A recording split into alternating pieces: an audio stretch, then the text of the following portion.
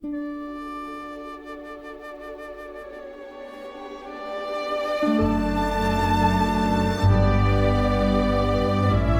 era de la divina voluntad, comentado teológicamente por el padre Joseph sobre los escritos de la sierva de Dios Luisa Picarreta, y el estudio del don que nos permite vivir en la divina voluntad.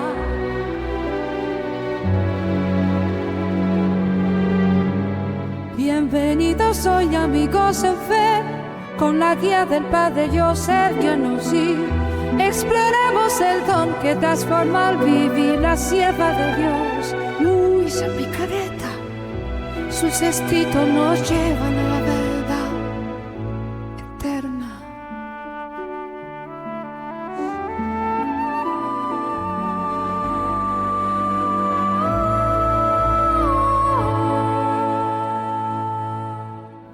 En la era de la divina voluntad,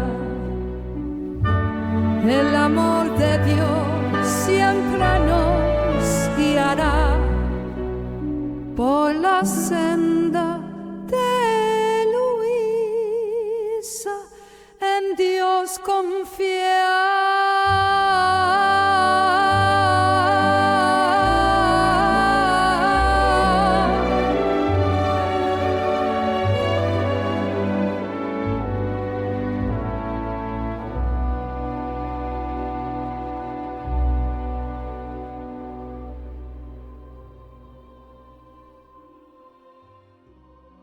Así que comenzaré con una introducción antes de entrar en los escritos de la sierva de Dios, Luisa. Recuerden a Gedeón, el gran general Baphomet. El general Gedeón, han oído hablar de la Biblia de Gedeón. Fue inspirada por este gran general del Antiguo Testamento. Y en esos días, al igual que hoy, los judíos y los árabes no se llevaban bien entre sí. Los judíos estaban constantemente viendo sus campos destruidos por los árabes, y Gedeón se levantó para defender a los judíos. Ahora, los judíos del Antiguo Testamento no son los judíos de hoy. Iglesia del Antiguo Testamento no es iglesia hoy. Y Gedeón tenía un ejército de 35.000. Los árabes tenían un ejército de 65.000.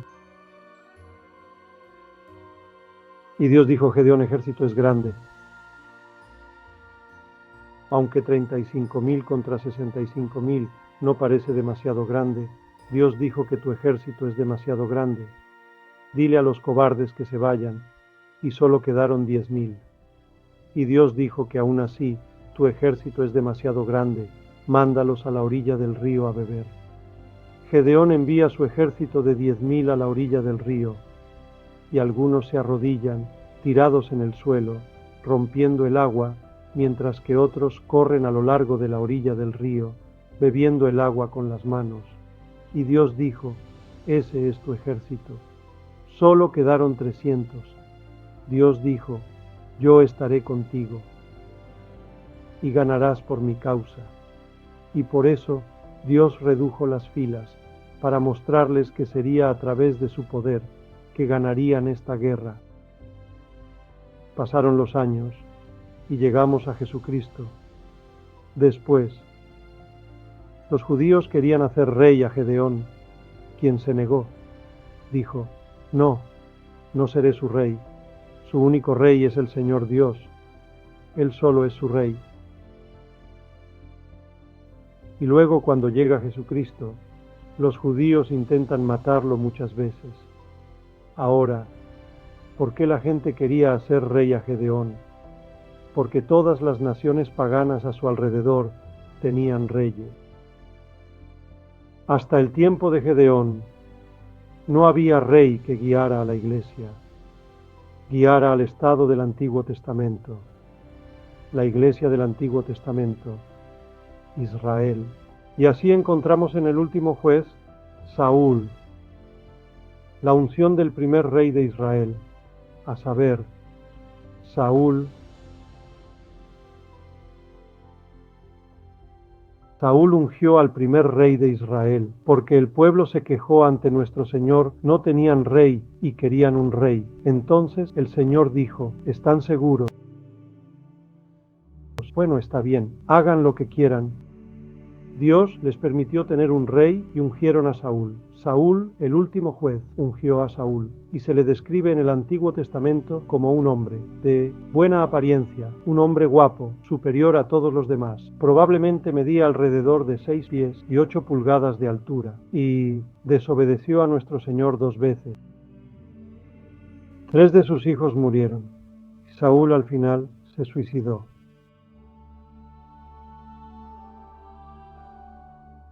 Entonces comenzó una sucesión de reyes pobres y malvados de Israel. Ninguno de ellos siguió los mandamientos del Señor como Él pidió, tan fielmente como Él pidió. Y luego llegamos al comienzo de la vida de Cristo. Los sabios vienen del este y preguntan dónde está el que nació rey de Israel, y solo encontraron a un bebé.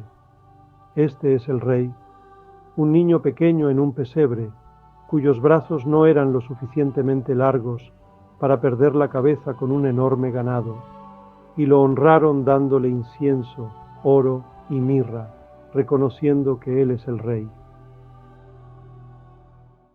Y como saben, en el libro La Virgen María en el reino de la voluntad divina, lo adoran porque Dios puso en ellos una infusión de conocimiento por la cual lo reconocieron como el Mesías, los primeros, aparte de María y José, que reconocieron a Jesús como Rey. Y la razón por la cual Dios no permitió que la Iglesia o el Antiguo Testamento tuvieran otro rey en el pasado es porque Jesús era su Rey. Dios es su Rey. No hay otro rey que encontremos en el libro de Apocalipsis. Él viene majestuosamente montado en un imponente caballo blanco, simbolizando su papel como el Rey de Reyes y Señor de Señores. Con una presencia que inspira respeto, los judíos hicieron muchos intentos contra la vida de Cristo y finalmente lo arrestaron, llevado ante un representante del gobierno romano, a saber, Poncio Pilato, quien lo interroga en privado y, en confidencialidad, él dice, ¿eres rey? Y Jesús responde, si yo fuera rey, mis representantes me habrían defendido de ser arrestado. Y él dice, entonces eres rey.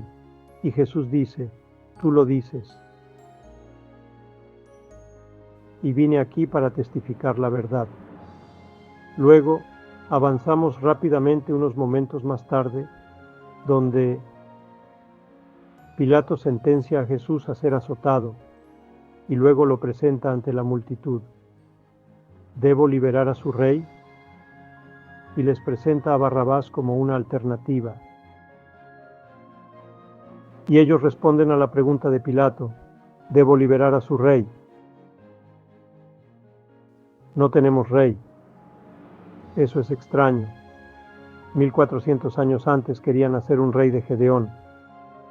Y luego le rogaron a Dios por un rey, y él permitió que Saúl fuera el primer rey de Israel, seguido de una sucesión de reyes malvados y pobres. Y ahora, de repente, los judíos cambian. No tenemos rey sino a César. Pero César, qué pobre sustituto de Dios. Crucifíquenlo, crucifíquenlo. Así que, después de haberlo crucificado, se burlaron de él como rey de Israel, pero alguien lo reconoció como rey en el estado de su pasión. Había 2 revolucionarios, llamados también ladrones, que se rebelaron contra la tiranía del gobierno romano, y estaban a cada lado de Jesús. El que estaba a la derecha le habla al que estaba a la izquierda. Ahora era un día festivo romano y muchos han venido a este evento. El ladrón a la derecha le dice al de la izquierda, estamos sufriendo justamente por nuestros crímenes, por lo que hemos hecho, pero este hombre no ha hecho nada malo. Y volviéndose hacia el Señor, tanto como puede girar en la cruz, le dice a Jesús, recuerda a mí cuando vengas en tu reino. Su reino lo vio sobre la cabeza de nuestro Señor, en medio de las moscas zumbando en un caluroso mediodía. Bajo el sol, un cartel que decía: Jesús, Rey de los Judíos, puesto en burla por Poncio Pilato. Y me pregunto si en algún lugar de las Escrituras hay algo comparable a la Escritura, pero él estaba allí y vio el letrero sobre la cabeza del Señor, Rey de los Judíos, y le dice al Señor: recuerda a mí cuando vengas en tu reino. Eso es, solo recuérdame.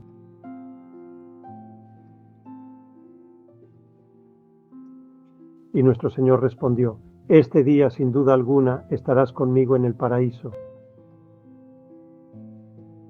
Y murió como un ladrón porque robó el cielo, y de alguna manera el cielo puede ser robado de nuevo. Eso se conoce como el día de la fiesta de la Divina Misericordia, donde todos tus pecados y castigos son perdonados, tal como lo experimentó el buen ladrón. Los débiles también lo experimentarán. El buen ladrón experimentó la indulgencia plenaria en la cruz, al simplemente reconocerlo como Rey, Mesías, y pedir que lo recordara. Ahora, ¿cómo nos convertimos en miembros del reino de Cristo? Haciendo su voluntad. ¿Quién envió a Cristo? No vine a hacer mi propia voluntad, dijo, sino la voluntad de mi Padre Celestial. El que hace la voluntad de mi Padre es mi madre, mi hermano, mi hermana.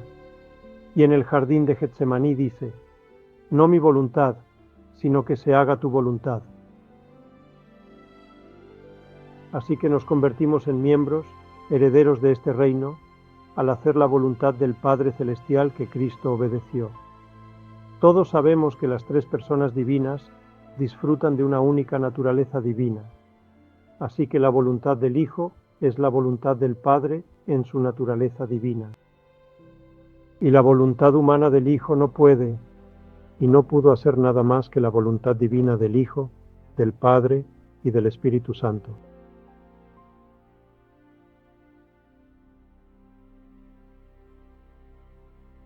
Cuando el Señor dijo en el jardín de Getsemaní: no mi voluntad, sino tu voluntad sea hecha, no fue porque su voluntad humana pecara o desviara de la voluntad divina,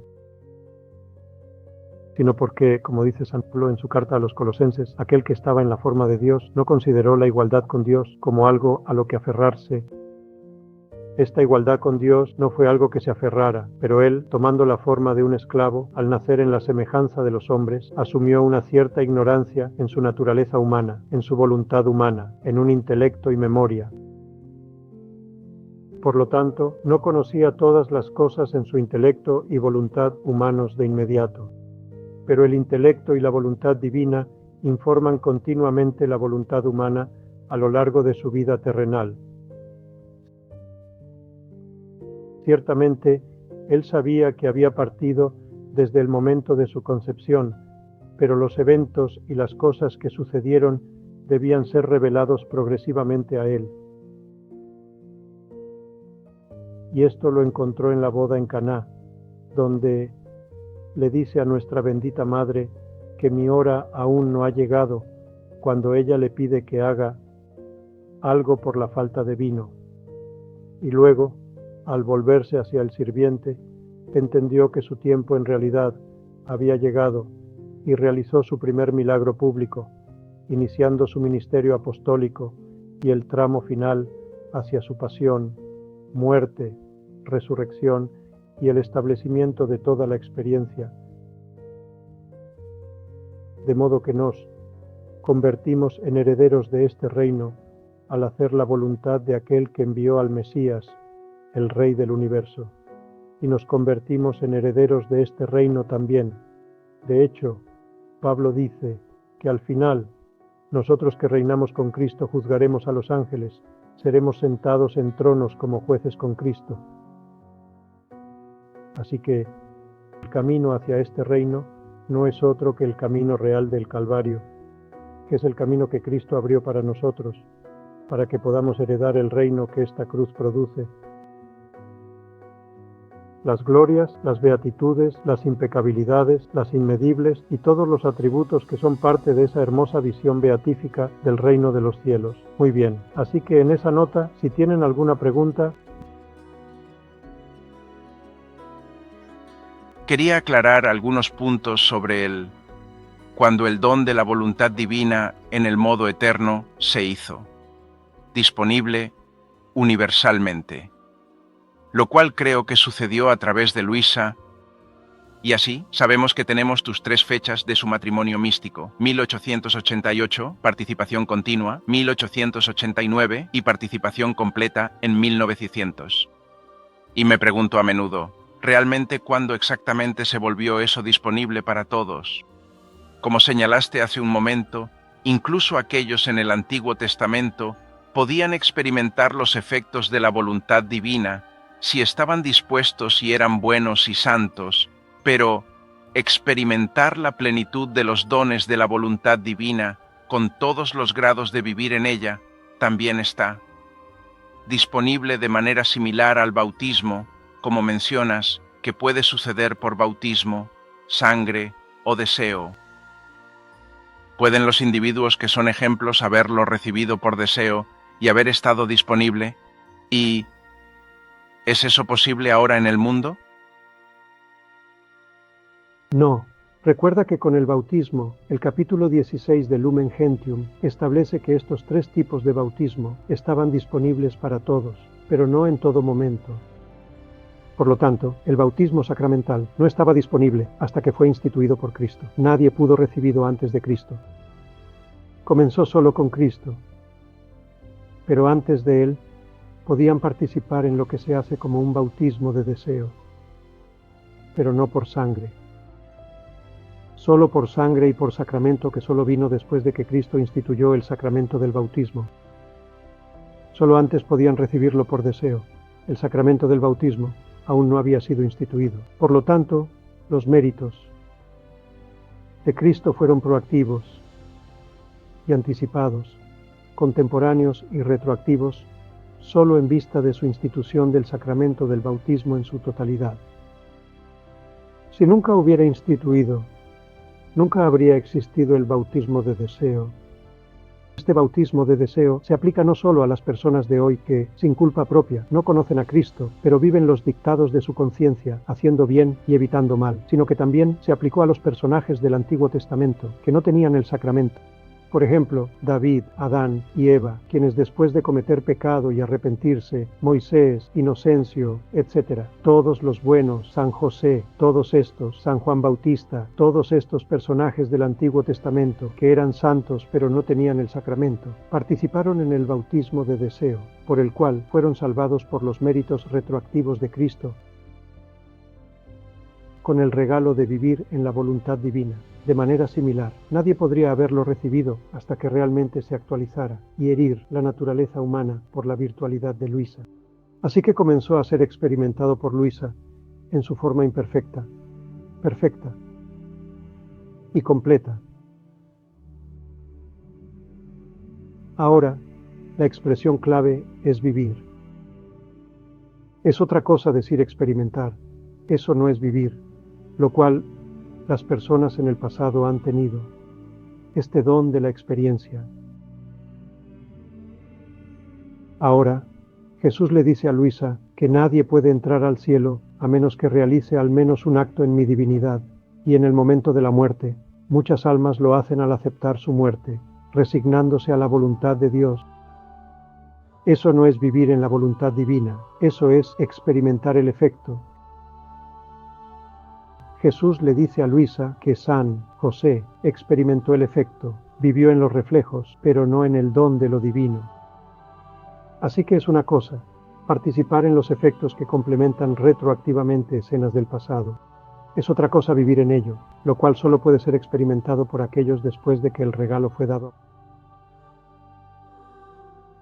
Como el sacramento del bautismo, nadie podía experimentarlo antes de que fuera instituido. Después, lo mismo pasa con el regalo de vivir en la voluntad divina. Y la razón es porque es un regalo reservado para estos tiempos finales. Así que un alma en el cielo que ha fallecido no puede haber experimentado este regalo antes que Luisa, porque solo puede ser experimentado en la tierra. De la manera en que fue dado a Adán y Eva. Ciertamente, todos en el cielo viven en la voluntad divina, pero es diferente que vivir en la tierra. Jesús le dice a Luisa que aquellos que viven en mi voluntad en la tierra son la fuente de la gloria de los ángeles y santos en el cielo. Así que las almas en el cielo no pueden obtener ningún mérito, ni los ángeles ni los santos, sino que derivan su mérito de las almas que realizan sus actos en la voluntad divina en la tierra. Sí, las almas que viven en la voluntad divina en la tierra le dan a Dios más gloria que los ángeles y santos en el cielo, porque lo que hacemos en la tierra lo hacemos con sacrificio, lo cual obtiene mérito, algo que no pueden hacer en el cielo. Y no solo eso, podemos aumentar la gloria accidental de todos los ángeles y santos, lo cual ellos mismos no pueden hacer por sí mismos. El tiempo de mérito ha terminado y es por eso que Jesús menciona que los ángeles compiten entre sí para escoltar nuestros actos en la tierra hacia el trono de Dios en el cielo, porque en estos actos ven la voluntad divina misma que aumenta la gloria accidental de toda la creación y acelera el reino de la voluntad de Dios. Vemos en los esplendores de la creación, quienes experimentaron los efectos. Vinieron tras Luisa, vieron don. Así es, y así vivieron en el don, y pudieron experimentar el cuarto grado. Bueno, allí nuevamente hay muchos grados en el mundo divino. Jesús dice que hay grados interminables, hay 4 grados principales, pero estos ejemplares vinieron después de recibir el don, después de Luisa, no antes. Derecho, San Hannibal, el santo francés, Pobreza Pío, Madre Teresa de Calcuta, Reverendo Walter Chiswick, Hermana María de la Santísima Trinidad, Maximiliano Kolbe, Isabel de la Santísima Trinidad, Damberge, Concepción y la lista sigue. Todos recibieron el don después de Luisa, aunque algunos pueden haber nacido antes que ella, como la venerable Concepción, gobernador de Armida.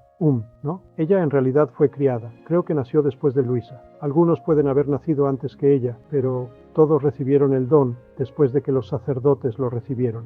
Recibieron el don de vivir en lo divino. Ahora pudieron, por lo tanto, realizar actos eternos, pero sin tener el libro del cielo y entender todas las enseñanzas de Jesús. Pudieron, sin saberlo, realizar esos mismos actos. Sí, absolutamente. Y repito esto en el esplendor de la creación en detalle, porque Jesús le dice a Beregrita, una mística de Savona, Italia, quien publicó una obra titulada Revelaciones de Cristo, aprobada por la Iglesia Bíblica, titulada Tabernáculos Vivientes, que recibió este don y ni siquiera lo sabía. Ahora, es posible tener un don y no saberlo. Absolutamente, podrías ser bautizado de niño y ni siquiera saber lo que está sucediendo y recibir el don. Mira a la Santísima Virgen María cuando ella estaba en el vientre de María, apenas concebida, y ella dijo que sentía un anhelo maternal por todos nosotros, pero no sabía por qué. Este anhelo maternal que tenía por todos nosotros como sus hijos no le fue revelado hasta la Anunciación, cuando Jesús reveló que ella fue elegida para ser la madre de todos los vivientes en el nuevo orden de Cristo. Pero Dios le dio este don y este sentimiento de maternidad, maternidad universal y divina, sin que ella misma lo supiera. Así que Vera Greta recibió este don y ni siquiera lo sabía. Una persona puede recibir este don como Faustina, Jesús se lo dice. Pon una X en este día. De ahora en adelante no vivirás más por tu voluntad, sino por la mía. Ella recibió el don entonces. No conoce una palabra de los escritos de Luisa. ¿Cómo se sintió? Las horas de la pasión. No leyó una palabra de sus volúmenes.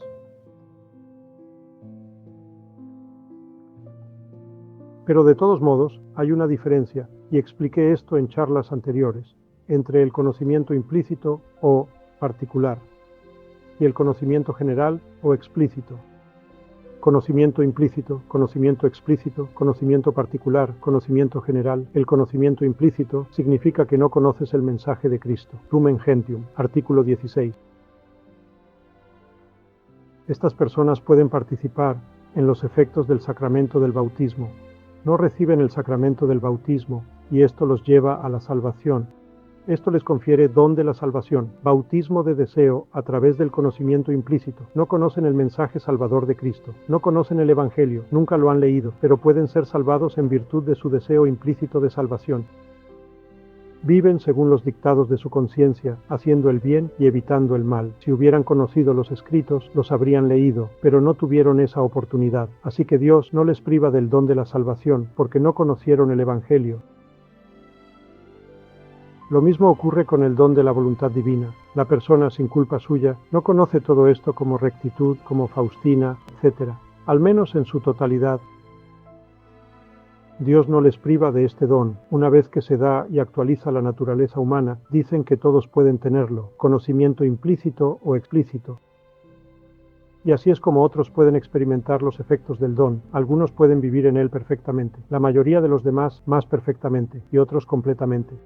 Ciertamente, cuanto más conocimiento tengas de ello, más fácilmente puedes entrar y permanecer en este don, porque ahora estás dando lecciones sobre cómo evitar este tropiezo y aquel tropiezo, y por lo tanto tienes más conocimiento sobre cómo entrar en él, cómo hacer tus rondas, cómo formar tu acto, cómo consagrar tu acto. Mientras que sin este conocimiento particular, este conocimiento explícito, es más difícil hacer esas cosas, pero aún puedes hacerlas de manera implícita. Como en la oración del Padre Nuestro. Supón que en este momento no sabías nada de las piezas y un día estás orando el Padre Nuestro, llegas a las palabras, hágase tu voluntad en la tierra como en el cielo, y en ese momento deseas que la obra de Dios se realice plenamente en ti y a través de ti en la tierra. Eso podría ser suficiente para entrar en el don de vivir en lo divino sin tener un conocimiento completo y explícito de ello. Luisa, y la Biblia nos enseña que Adán fue la primera persona que recibió este don y luego pecó y sus hijos son la raza caída y así sucesivamente. Así que lo entiendo, pero quería preguntar sobre las otras personas que vivieron en ese tiempo también.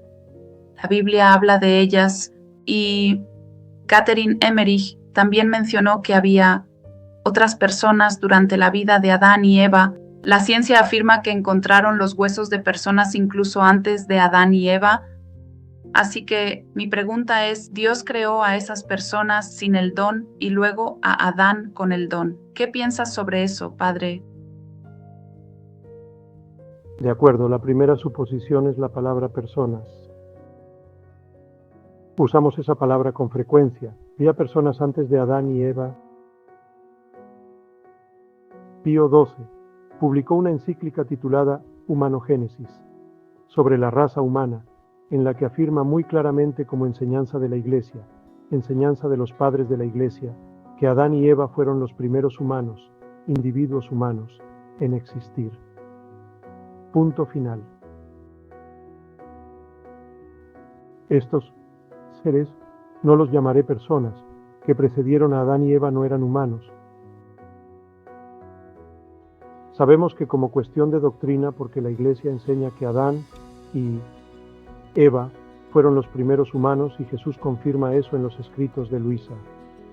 Adán fue el primer ser humano, el primer hombre, y Dios lo hizo como la estatua perfecta y ninguna otra criatura podía igualar la belleza de Adán. Adán no solo era bello externamente, sino que interiormente esa belleza superaba su belleza externa, de tal manera que la vida no creada que emanaba de su interior cubría su cuerpo con nubes de luz, por lo que no necesitaba vestimentas ni prendas materiales. Ahora, este campo que estoy abordando se conoce como exoteología, que es el estudio de seres a lo largo del cosmos que no son ni ángeles ni humanos, y que el Vaticano ha abordado claramente muchas veces. Así que lo que comparto contigo es mi opinión, es lo que la Iglesia tiene. No es doctrina ni opinión, sino lo que la Iglesia ha predicado.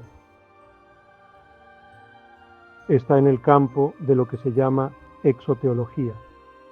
Y si deseas saber más sobre esta enseñanza, te remito al portavoz del Vaticano, que fue demonólogo y exorcista antes de fallecer hace unos años, llamado Monseñor Corrado Balducci. También te remito a la serie de 3 partes del Dr. Michael en la que presento esta exoteología, y hay más que suficiente evidencia para sugerir que esta es una realidad que ha sido enseñada durante 2000 años dentro de la Iglesia Católica por algunos padres de la doctrina, obispos, etc., incluyendo un llamado positivo incluso de algunas apariciones de la Santísima Madre, Dios de lo indomable, donde ella reconoció que estos seres existen. Pero lo que sabemos es que hay tanto, seres buenos como malos. No todos son malvados, como sugieren algunos teólogos de taberna, a los que llaman así. Ellos afirman que todos estos extraterrestres son malvados, son ángeles caídos. Esto es una tontería. No hay nada en las Escrituras que lo apoye, nada en la tradición sagrada que lo respalde. Estas son declaraciones de personas que hablan. Odio usar la expresión, por ignorancia, porque no conocen sus Escrituras, no conocen su tradición. Padre, tengo una pregunta de una mujer llamada Teresita, y está preocupada por estos óvulos fertilizados, que están siendo congelados durante a veces 10 años, y la mayoría de estos óvulos fertilizados no van a sobrevivir. ¿Cómo podemos orar?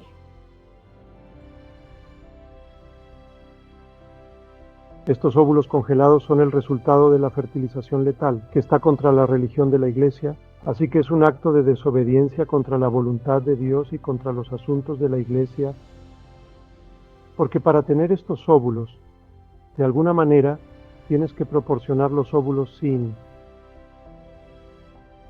la unión de hombre y mujer, que ya es una vida pecaminosa en la sociedad moderna. Así que puedes orar por ellos bautizándolos, como lo hizo Luisa cuando pidió a Dios que bautizara a todas las almas en la voluntad divina.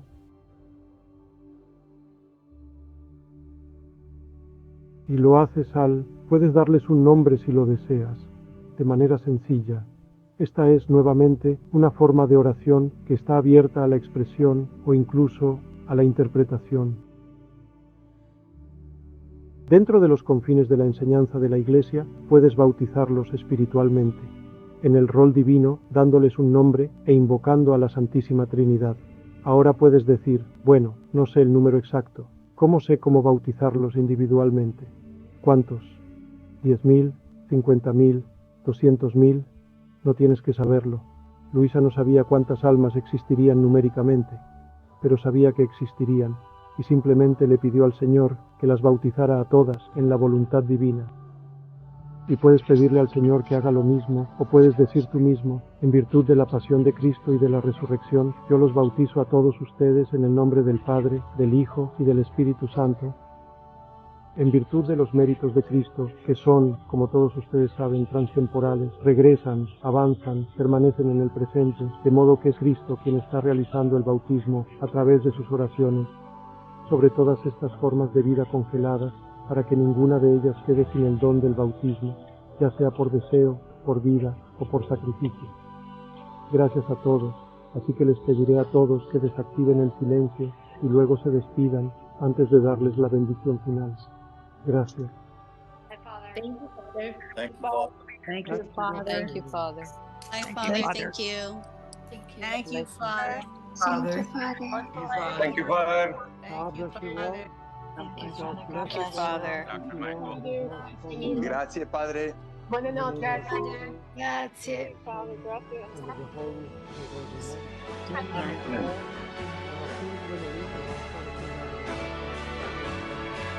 God bless you too, Father, God bless you. Thank you, Father. Thank you, Dr. James, praying for your surgery, Father.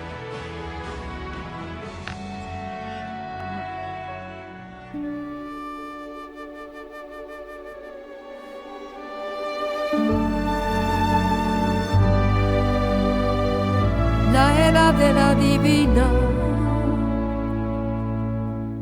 voluntad comentado teológicamente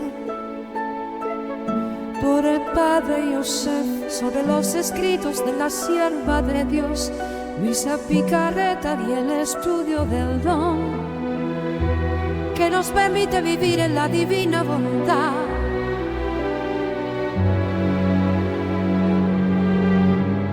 Bienvenidos hoy amigos en fe, con la guía del Padre yo Sergio Nossi, exploremos el don que transforma al vivir la sierva de Dios, Luisa Picareta.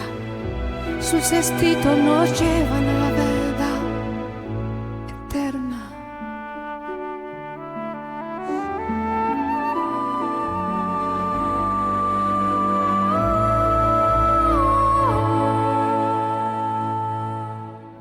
En la era de la divina voluntad,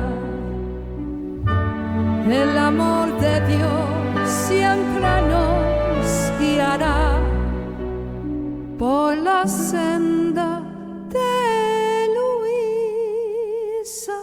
En Dios confía.